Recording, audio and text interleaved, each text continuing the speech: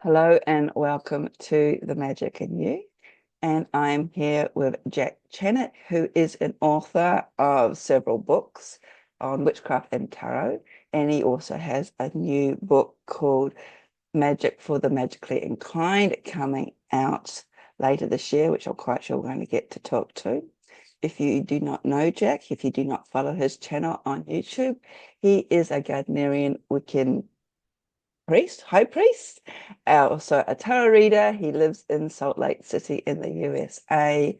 And as I said, he has a very informative YouTube channel where he shares his insights on all things in relation to traditional Wicca.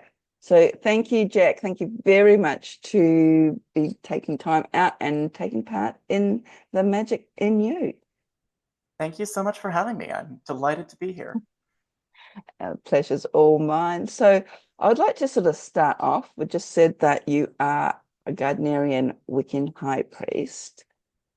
Can you sort of elaborate a little bit more about that path, what you do, and if you would like to, how you came to be involved in Gardnerian Wicca, especially in this modern age when there are so many other forms of witchcraft and Wicca today?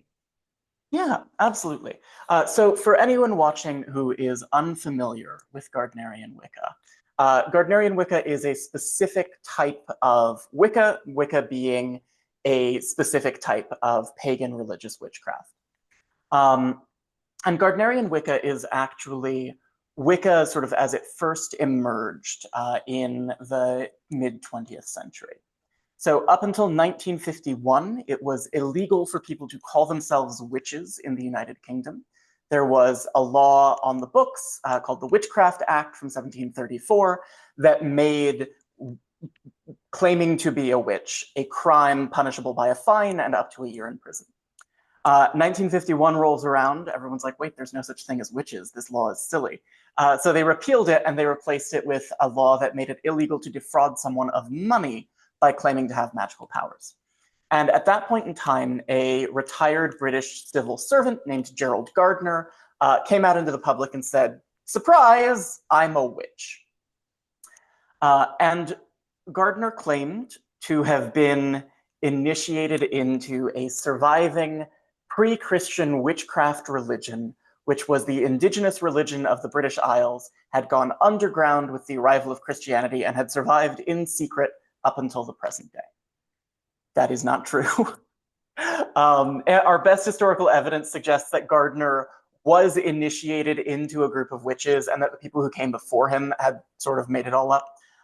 But by and large, like we all understand nowadays that Wicca does not have an ancient provenance. Wicca dates back to the 20th century. But the form of witchcraft that Gardner introduced to the world, which would later become known as Wicca, was an initiatory mystery cult centered on the worship of two deities, centered on observing the cycles of the seasons and the phases of the moon, sort of observing the cycle of death and rebirth in nature, and of course centered on the practice of magic. And broadly speaking, the things that differentiate Gardnerian Wicca from a lot of other types of Wicca that exist nowadays are that Gardnerian Wicca is coven-based, so it's not a solitary practice. Gardnerian ritual is designed to be done with other people. And it is also initiatory. So upon initiation, you take an oath of secrecy that there are certain things you don't talk about with non-initiates. Broadly speaking, those include the identities of other initiates and then the specifics of what happens at any particular ritual. And everyone who is an initiate in Gardnerian Wicca can trace their lineage back to Gerald Gardner. So I was initiated by someone who was initiated by someone who was initiated by someone, going straight back to Gerald Gardner. So over the course of the 20th century, as Wicca kind of spread, as there was a revived interest in witchcraft and magic and paganism, a lot of different ideas and approaches to Wicca started to proliferate. Because if you were interested in practicing Wicca and the only coven available was 1,000 miles away and not taking new people, you weren't going to just let that stop you. You were still going to be doing magic and exploring the gods and the Wheel of the Year and so on. And so lots of different things started to emerge, some of which were coven-based and initiatory, but just didn't trace their lineage to Gardner. And others were much more sort of individual or solitary, much more experimental. So by the time we get to today, the word Wicca means a lot of things to a lot of people. But the Wicca that I practice is in that lineage to Gerald Gardner, and it's kind of the version of Wicca that Gardner introduces to the world. Thank you very much for sharing that, Jack. And just sort of like extending on that, how did you get into it? So, I mean, I know with myself, when I first got into witchcraft, I'm actually of the Alexandrian tradition, which is sort of an offshoot, so sort of kissing cousin sorts of things. That's been a very interesting path for me, especially living at the end of the world where we don't have a lot of lineages and lines coming through. But so how did yourself, because you're actually living in Salt Lake City, which I understand, I'm not all that familiar with America, but is that connected with the Mormons or a very strong Christian group as well? So very interesting place for a Gardnerian traditional Wiccan to be living in these days. I'm a fairly recent transplant to Salt Lake City. I moved here in February of last year. So prior to that, I had been living in New York and New Jersey for the better part of a decade. But yes, Utah is the sort of hub of Mormonism in the United States and in the world. And it's definitely interesting sort of being in an environment where that's the dominant culture. But so the story of how I got into Wicca changes a little bit every time I tell it, not because I'm fabricating it, but just because different details strike me as salient each time. I grew up in a non-religious household. I grew up in an aggressively atheistic sort of, an environment where it was taken for granted that religion was not for smart people. That if you were capable of critical thinking, there was no reason to be religious or spiritual. And much to my chagrin, around the time that I left for university, I started to realize that I really wanted religion in my life. I am a very thinky person. I'm in my head a lot, and I needed something that was not. I needed something that was embodied and ecstatic and a way of relating to the world through story and symbolism and ritual and myth. And so I started to experiment with paganism. I was living in a tiny town in the south of France at the time, so not a lot of resources around. But I started doing things on my own. And then when I moved to New York, I went to a couple of open public pagan events. And I just found public ritual kind of impersonal. It didn't feel intimate to me. It didn't feel powerful to me, not because the people running the ritual weren't good at what they were doing, but because when you have a room with 60 people who don't know each other, it's just very hard to form sort of a strong ritual connection. And so it was largely because of that that I started looking for training in a coven. I wanted to belong to a tradition that was larger than me, that felt like it had a sense of continuity that extended beyond me. And I wanted training. I wanted to be part of a group that felt intimate and close-knit. And I was spoiled for choice in New York. There were several covens within easy traveling distance. So I spoke to several of them, found a coven that I really clicked with, and was with them up until I moved to Salt Lake City last year. Wonderful. Thank you very much for sharing that. And I think it is important, especially these days, even though it's almost the opposite these days with so much choice, there will be something that really resonates with you. I know it certainly has been sort of evident in my own story, my first initiation or the first sort of as I fell into paganism in general, when I went seeking, was actually what I was led to believe to be Alexandrian, though I don't know whether there was a grey area. We couldn't trace our lineage directly back. But then I went off and explored other things, but I kept coming back. There was something about, as you said, getting that training, that foundational thing. And can't really speak for Gardnerian, but with Alexandria being so close, there is that connectiveness. Okay, Gardner may or may not have invented it, made it up, but there was something that he tapped into that today, we're coming up to 100 years later, give or take, a couple of decades, he tapped into something that still resonates. And when it sort of, as I feel, it sings to my soul, and it's something that keeps bringing me back. And I don't know if it's the rituals, or it's like he's opened up some sort of portal that I keep getting drawn back into. And I don't know if you feel the same as well. Yeah, I absolutely do. I think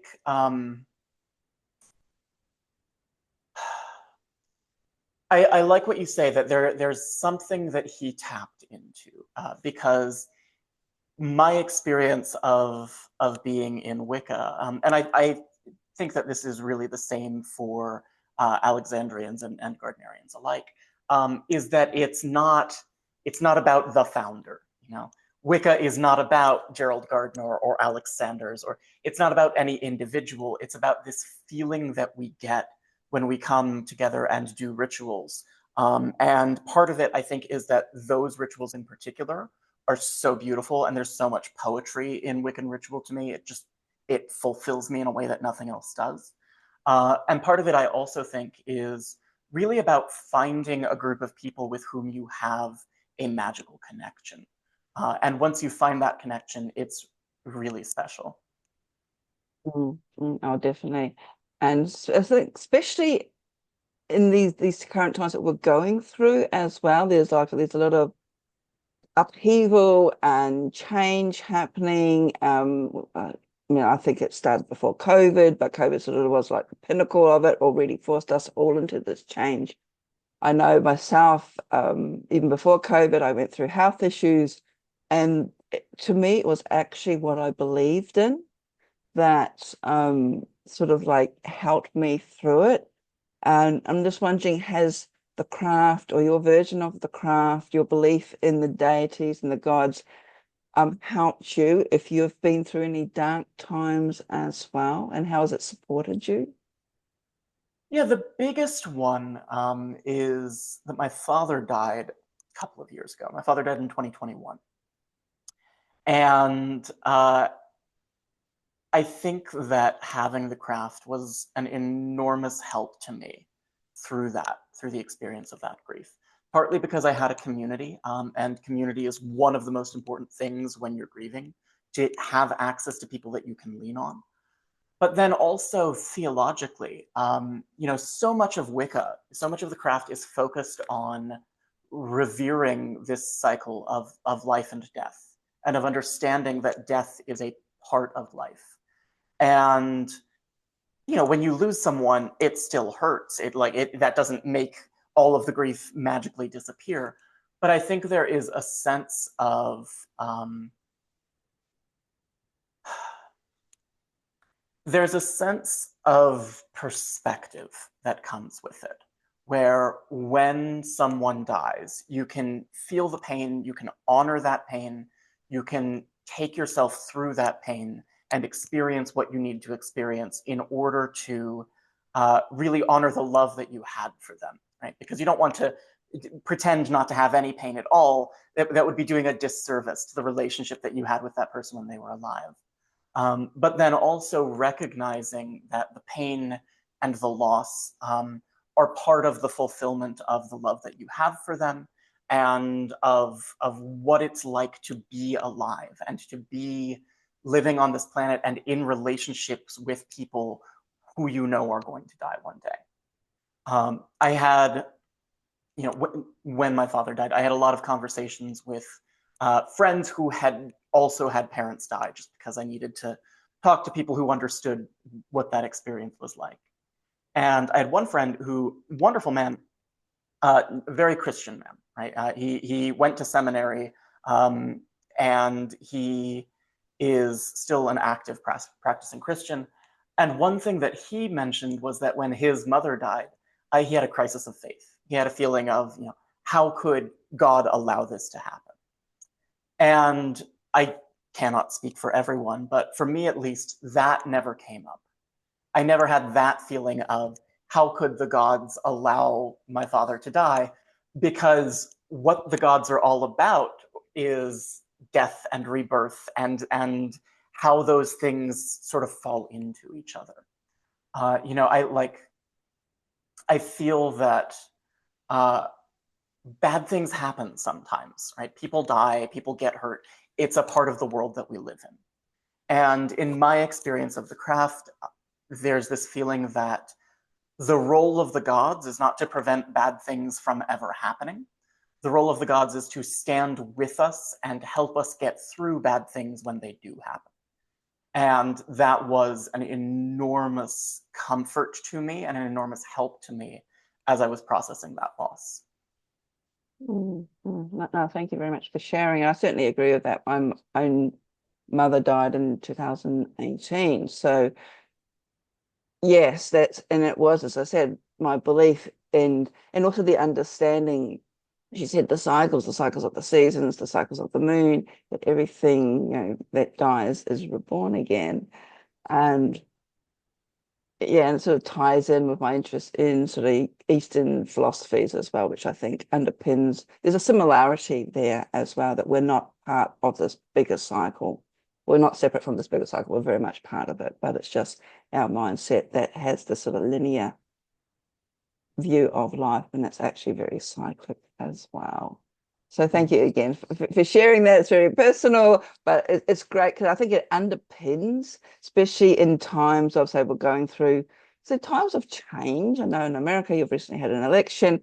We have an election coming up. Will Australia go down the same route as America? Who knows? But it's all part of a cycle, and it sort of gives us hope when we feel the dark days are descending upon us, that there is a little bit of life out there. So sort of moving away from that thought, is there anything that you sort of know now as your future self, looking back at your, say, new novice self and you were first stepping out on the path, that you would have, or word of wise of advice that you wish you had known?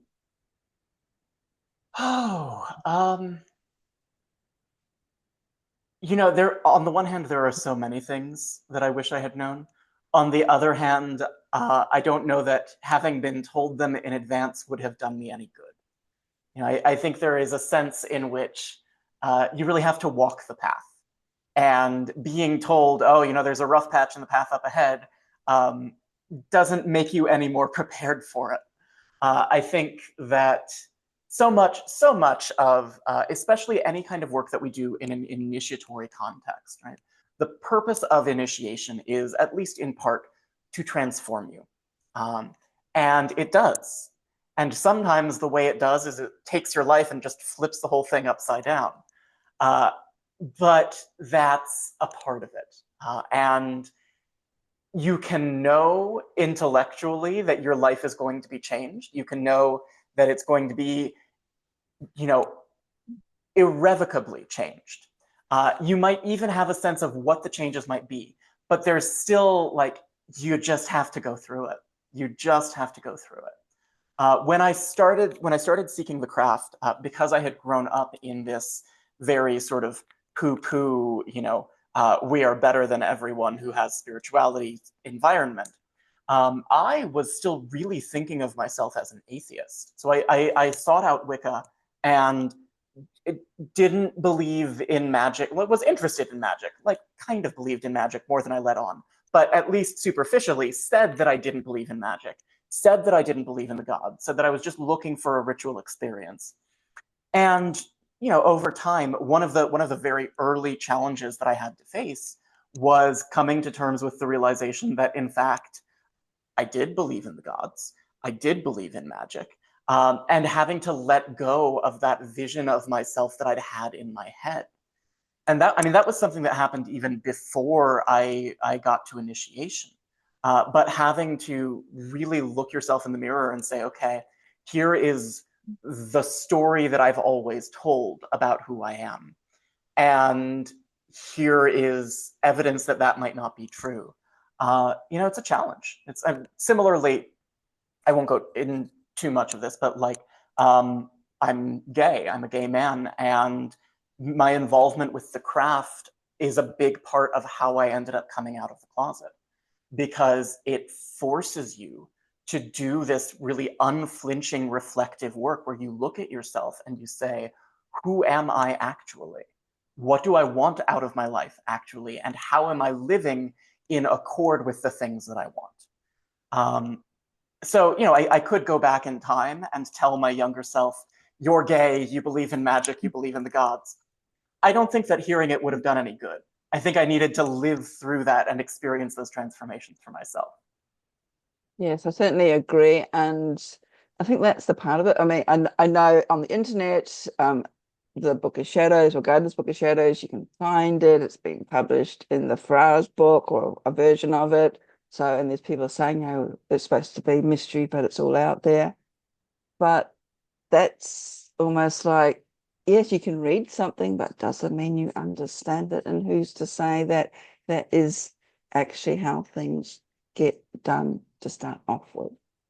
You have to go through the experience. And as you said, it is actually life transforming. And I can definitely understand where you're coming from, because I'm a very logical person. And sometimes I find myself going, why am I doing this? When, where's the proof? And next minute, it's almost like the gods are hearing me. And there is something will just appear. And it's just like, let go of that sort of conscious linear thought and lean into it.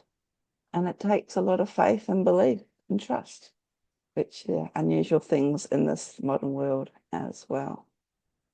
And So, well, and on top of, I'm sorry, no, may I that's just right. add one thought? Okay, no. On top of that, I think it also takes action. Going back to the idea that it could all be written down somewhere and it would do you no good. The craft is a craft. It's a thing that we do, and I think so much of it is in showing up and trying things out and doing ritual, doing magic. And just sitting around and reading about it or talking about it doesn't even get us halfway. I definitely agree with that. And I think it's also this reflection as well. I mean, there's a lot of sort of like, I don't want to be disparaging towards, but sort of like the people that today are more sort of focused on the operative sort of, I need a spell for this, I need a spell for that.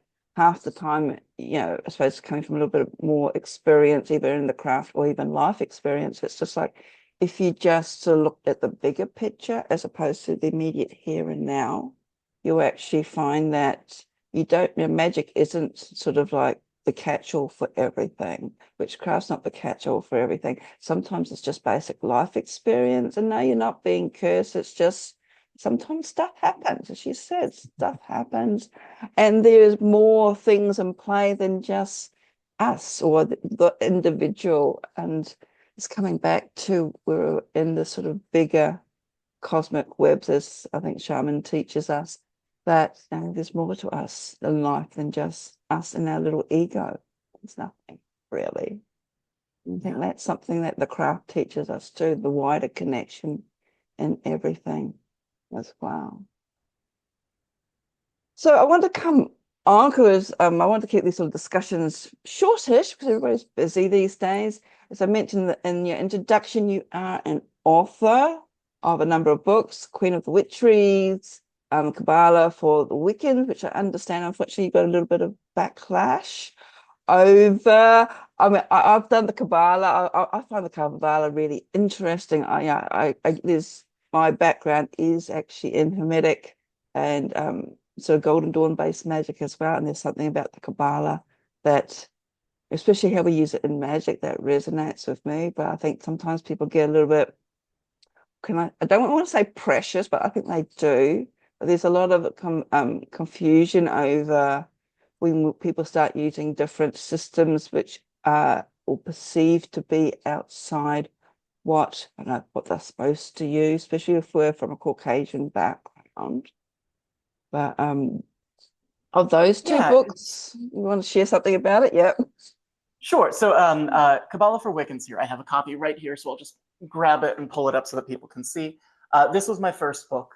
And I mean, I suppose there was a little bit of backlash from some people. There was not a significant backlash about this book. And really, the question is a salient question and is one that I think is worth wrestling with for anyone who's practicing magical Kabbalah, which is that Kabbalah is a magical system that has its roots in an appropriation of medieval Jewish mysticism. And then that Jewish mysticism is still a living tradition today. So you go back to about the 10th or 11th century of the Common Era. You have Jewish communities largely on the Iberian Peninsula that are practicing this form of mysticism, which is for them a way of engaging with a body of received wisdom that connects them to their God. Right? The linguistic root of Kabbalah is a word that means to receive. And pretty much as soon as Jewish Kabbalah emerges, the Christian mystics of the time are like, oh, that looks great, I want it. And they sort of snatch it up and start trying to incorporate it into Christianity. And then from there, it works its way into a lot of European magic. And then it culminates kind of in the Hermetic lodge systems of the late 19th and early 20th centuries, including things like the Golden Dawn and the OTO. And at the same time, Judaism didn't go away. So there are still, Jewish practitioners today practicing the Kabbalah that was practiced by those Jewish communities several hundreds of years ago. And I think there is a relevant and significant question of sensitivity and appropriateness when we engage with a magical system that has its roots in the practices of an oppressed group of people.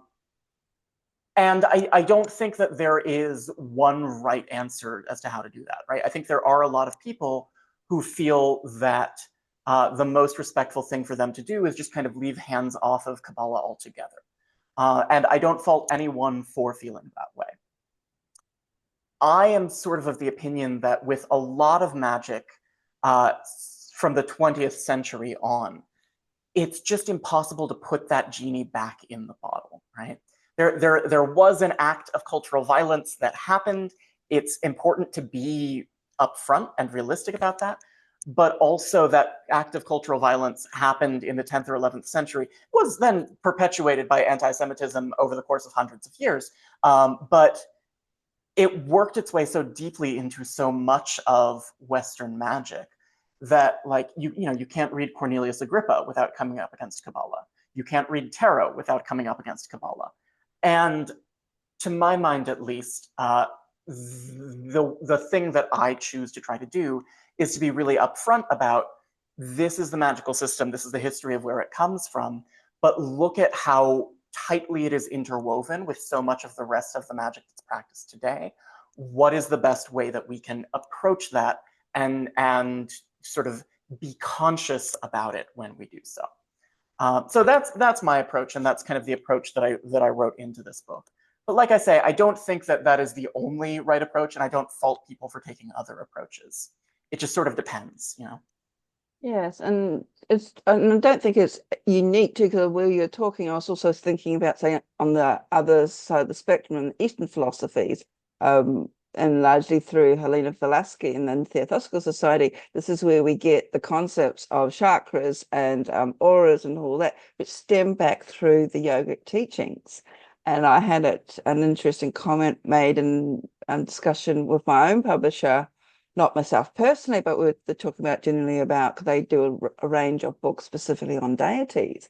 And I have this connection with Kali, who's a Hindu, from the Hindu pantheons.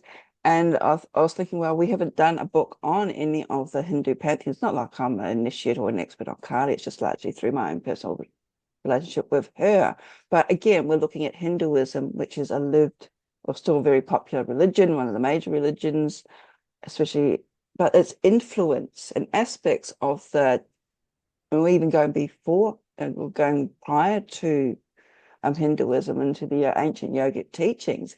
Now, is that cultural appropriation or whatever? But the comment came back that people higher up in the publishing company didn't think there was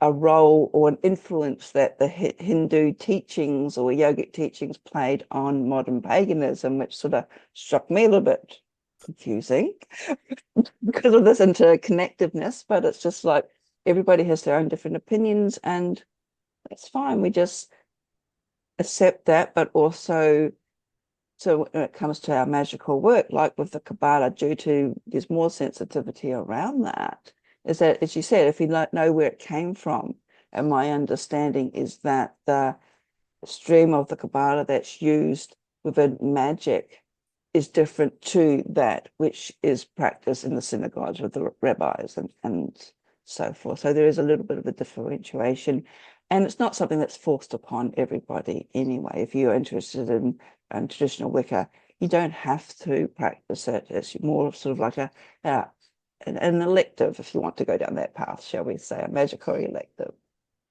Yeah. I think I say this in the introduction of the book.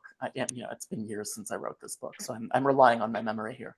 But some of the most extraordinary initiates I've met, some of the most impressive ritualists, some of the just the priests and priestesses who really seem to deeply understand what we're all about, and the people that I really look up to, don't know the first thing about Kabbalah. It does not make them any worse at what we do. I think that Kabbalah is not a requirement for anyone studying Wicca, but I think that anyone who is practicing Wicca and wants to learn about the Kabbalistic lens through which they can look at it is going to find that edifying, right? It's not a requirement, but I think that it has the potential to enrich anyone's understanding of the shape of what we do. I definitely agree with that. And your other book, your second book was Queen of All Witcheries, a biography of the goddess. I actually thought I had a copy in my bookshelf. I really need to tidy up my library because I can't find it. And let me guess, you happen to have one there? I happen to have one here, yes. This is actually my third book. My second book was the tarot book. Right. And then, so this is called Tarot for Real Life. It's just an introductory tarot book. There's no particular twist on it, but I'm biased, but I think it's a very good tarot book. And then this is my third book, Queen of All Witchery. Sorry, Jack, you've just gone. Have you just muted yourself? It just.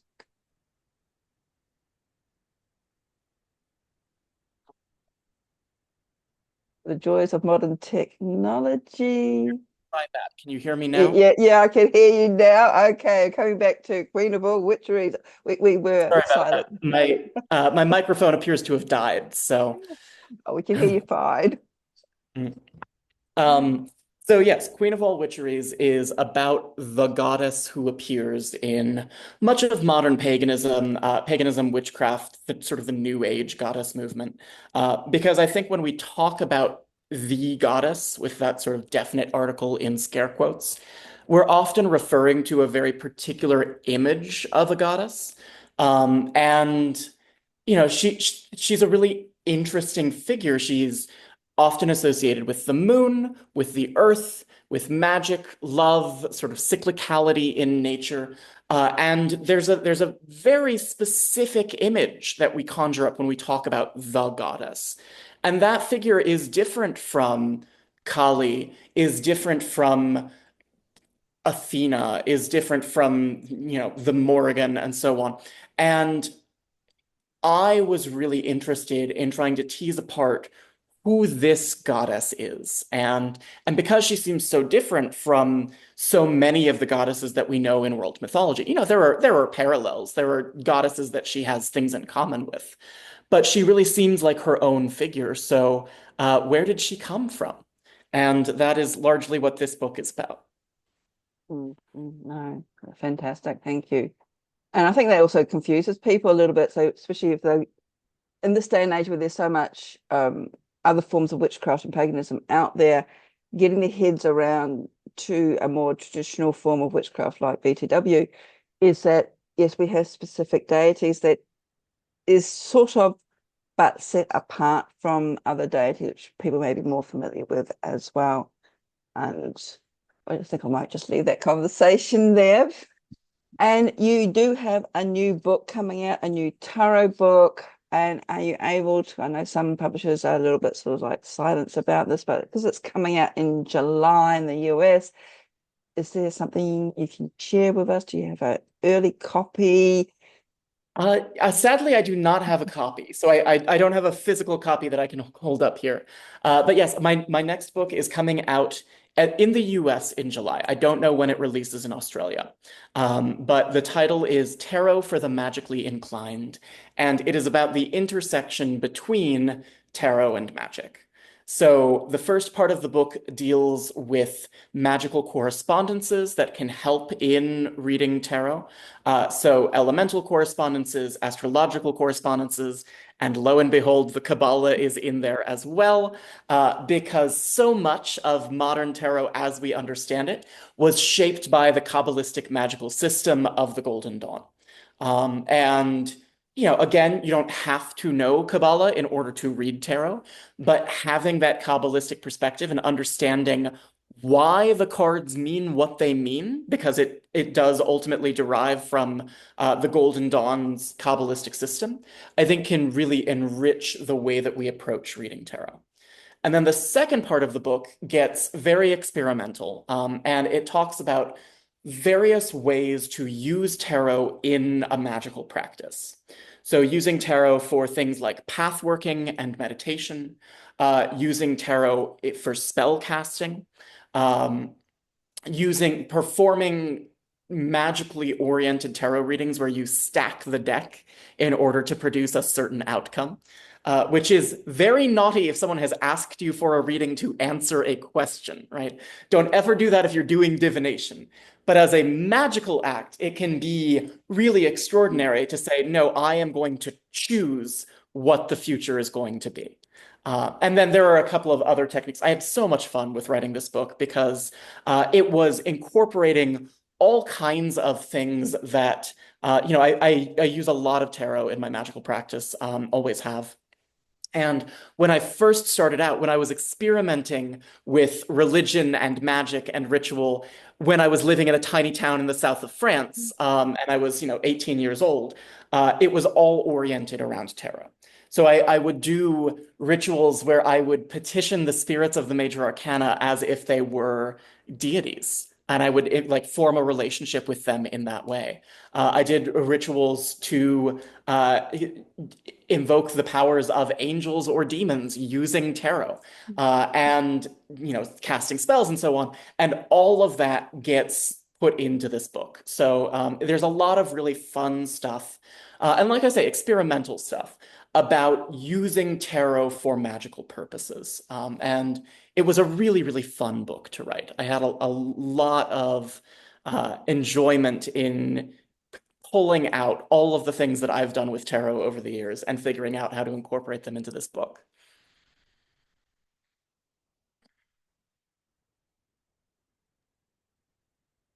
Excuse me, I'm just having I'm so to sorry.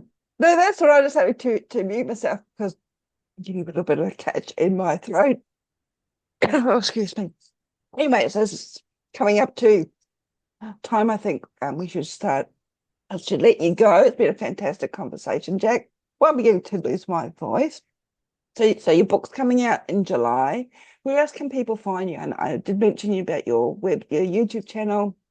I try and catch my voice again, and I'll link the I'll link it below. It's very interesting because you just sort of on your YouTube channel just talk about things that are interest to you, that thoughts that come to your head. It's not pre-scripted or anything like that. It's just very casual, but like this one as well. But where else can people find you? Yeah, so these days, I'm so disillusioned with social media that I'm not on much of social media anymore.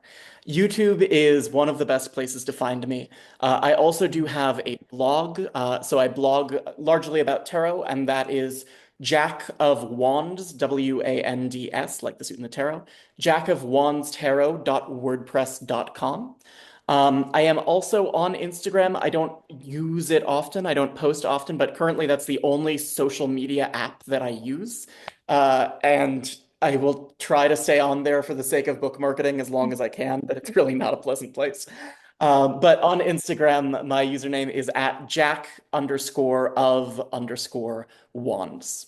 So really, those are the three main places on the internet to find me. There's also, if anyone wants to reach out to me directly, there is a contact form on my blog, which I'm not always the best at responding to, but I really do try. But that's my presence on the internet. And I certainly understand yeah, the internet can be, can I say, cesspool at times, and we've got better things to do, really. We've got better things to do than getting involved in there. So it's been absolutely wonderful actually talking to you, Jack. I have been following your channel for a number of years now. I find it very informative. Thank you very much for saying yes to this, and all the best for your new book coming out. It sounds exciting. Being a tarot reader myself, it's always interesting getting new approaches and new interpretations on this age-old tool that can be used in so many different ways. So thank you again for being part of Magic in You. Thank you so much for having me. It has been wonderful. Blessings.